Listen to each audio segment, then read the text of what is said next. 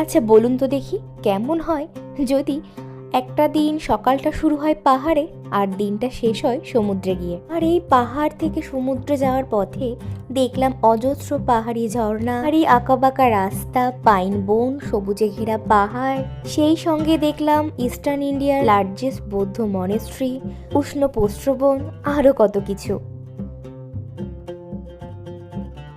ওড়িশার একটি পাহাড়ি গ্রাম দারিংবাড়িতে দুটো দিন কাটিয়ে আমরা এবার রওনা দেব গোপালপুরের দিকে। আর আমাদের এই যাত্রাপথে কিছু অংশ ভাগ করে নেব আপনাদের সঙ্গে। চলুন তাহলে শুরু করা যাক আমাদের ওড়িশা ট্রিপের দ্বিতীয় পর্ব।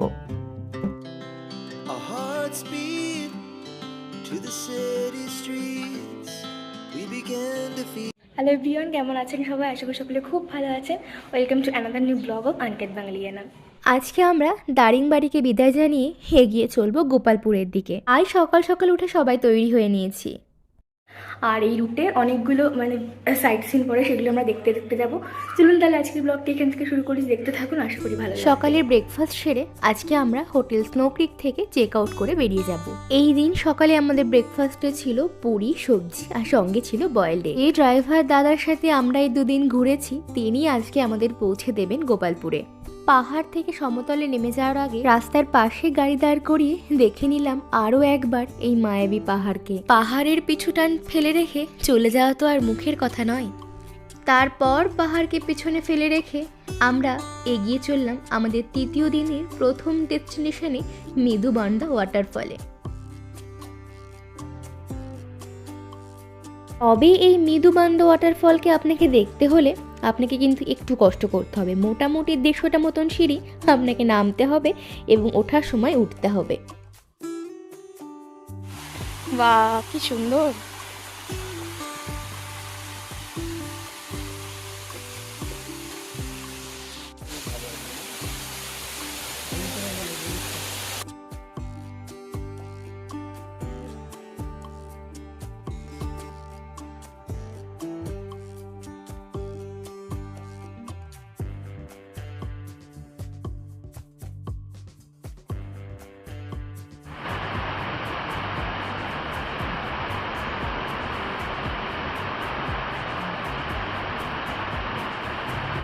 মেদুবান্ডা ওয়াটারফল দেখে আমরা আবার গাড়িতে চড়ে এগিয়ে চললাম আমাদের পরবর্তী গন্তব্যের দিকে। আমাদের তৃতীয় দিনের সেকেন্ড ডেস্টিনেশন ছিল খাসাদা ওয়াটারফল।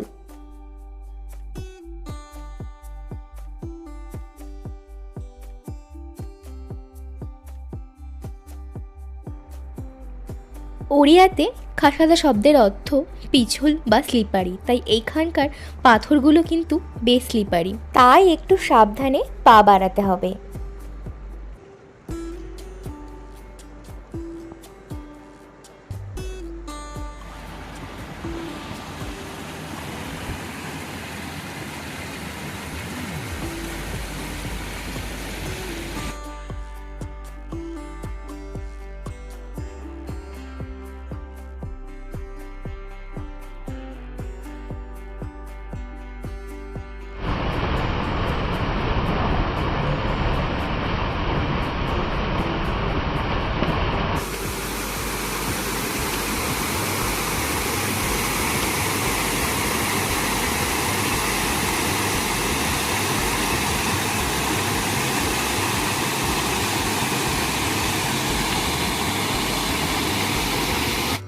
খাসাদা ওয়াটারফল দেখে আমাদের নেক্সট ভিউ পয়েন্টে যাওয়ার আগে রাস্তার পাশে একটি হোটেল থেকে আমরা সেরে নিলাম আমাদের সেদিনকার মধ্যাহ্নভোজনটা।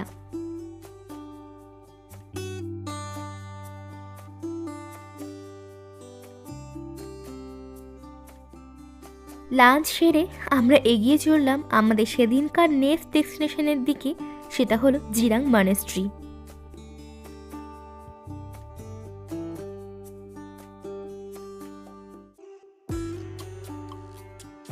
এটি হলো ইস্ট ইন্ডিয়ার লার্জেস্ট মনেস্ট্রি।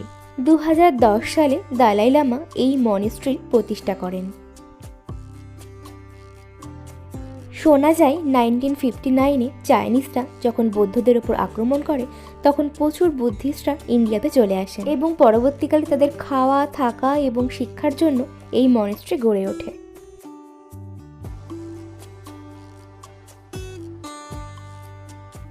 জিরাং মনেস্ট্রি দেখে তার ঠিক পাশেই একটা বৌদ্ধ টেম্পল ছিল, আমরা সেখানেও চলে এলাম।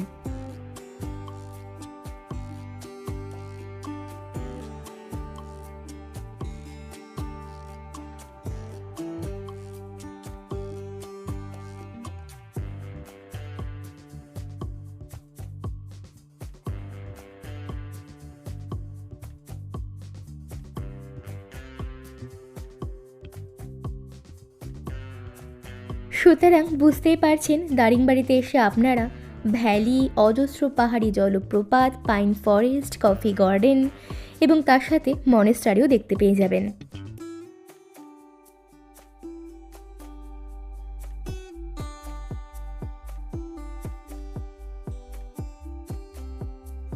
এই দুটি জায়গারই ভেতরের পরিবেশ ছিল ভীষণই শান্ত আর স্নিগ্ধ।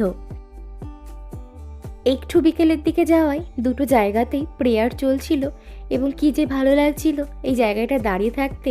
বেশ কিছুক্ষণ আমরা সকলে এখানটায় দাঁড়িয়েও ছিলাম।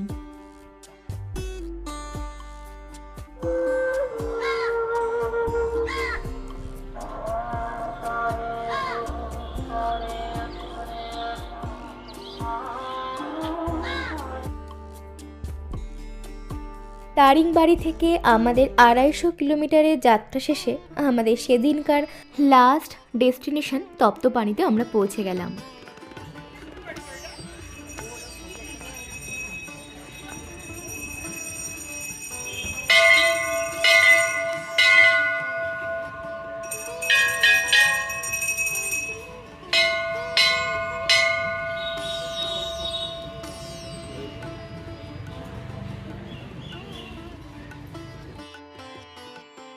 তপ্তপানি নাম শুনেই বুঝতে পারছি এটা হলো একটা উষ্ট্রপোষ্ঠ বন।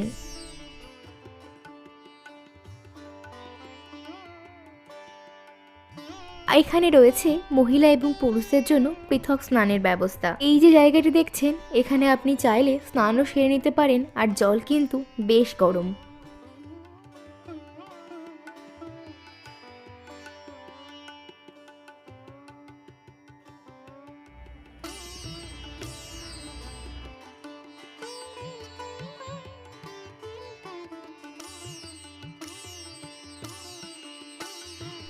এখানে আরও বেশ কিছু মন্দির ছিল, আমরা সেগুলোও দর্শন করে নিলাম।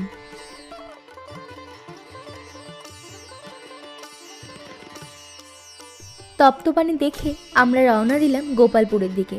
তপ্তপানি থেকে গোপালপুর যেতে সময় লাগে প্রায় 2 ঘন্টা।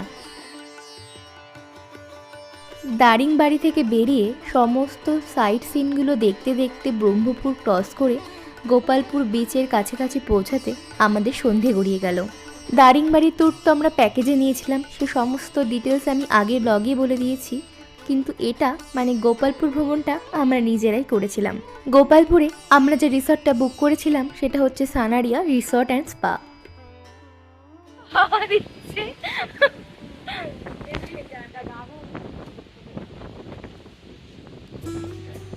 চেক ইন করে আমরা রুমেও চলে এসেছি। এই রিসোর্টের একতলায় দুটো পাশাপাশি সি ফেসিং রুম আমরা বুক করেছিলাম। এখানে একটা ওয়ার্ড্রপ আছে, বেশ প্রেসিয়াস। জামা কাপড় ইভেন নিচেরটাতে চাইলে ট্রলিও ঢুকিয়ে দেওয়া যাবে, বেশ বড় সড়ো আছে এটা। আর টিভি আছে এখানে একটা, আর এখানে ওয়াটার বটল আর কিছু টি কফি সেটের কিট রয়েছে। আর ওয়াশরুমটা পরে দেখছি। এটা হচ্ছে একটা কিং সাইজ বেড, আর আমরা এসি রুম নিয়েছি কারণ এই সময় তো গরমটা একটু বেশি থাকে।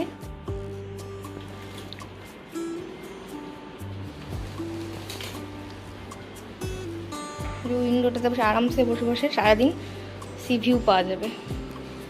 আর এটা হচ্ছে ওয়াশরুম, ওয়াশরুমে লাইটস অন আছে, অন আছে। This is our washroom. এখানে কিছু কিট আছে, পরিষ্কার পরিচ্ছন্ন ওয়াশরুম বেশ। এটা হচ্ছে মায়েদের ঘর, বাবা কিছু কিং সাইজ একটা বেড, এখানেও এই ঘরেও টিভি রয়েছে। আর এটা হচ্ছে মাদের ঘরের ভিউ, যেটা এখন রাত্রিবেলায় কিছু বোঝা যাচ্ছে না, সকালবেলায় খুব সুন্দর লাগবে আশা করা যাচ্ছে। আর এই যে বড় একটা লার্জ উইন্ডো, যেটার জন্য আসলে এই ঘরগুলো নেওয়া। আর এই রিসর্টটি বিভিন্ন অনুষ্ঠানের জন্য ভাড়া দেওয়া হয়ে থাকে। আমরা যখন সানারিয়াতে ছিলাম তখন ওখানে একটা বিয়ের অনুষ্ঠানও হচ্ছিল। ছাদ থেকে দেখতে ভীষণ সুন্দর লাগছিল, সমুদ্রের মাতাল হাওয়া তার সঙ্গে এত সুন্দর ভিউ, ভীষণ ভালো লাগছিল। গোপালপুরে আমরা রয়েছি 2 দিন, আগামী 2 দিনেও রয়েছে বেশ কিছু প্ল্যান, সঙ্গে রয়েছে চিল্কা যাওয়ারও ইচ্ছা। সেই সমস্ত কিছু নিয়ে খুব তাড়াতাড়ি দেখা হচ্ছে পরবর্তী পর্বে।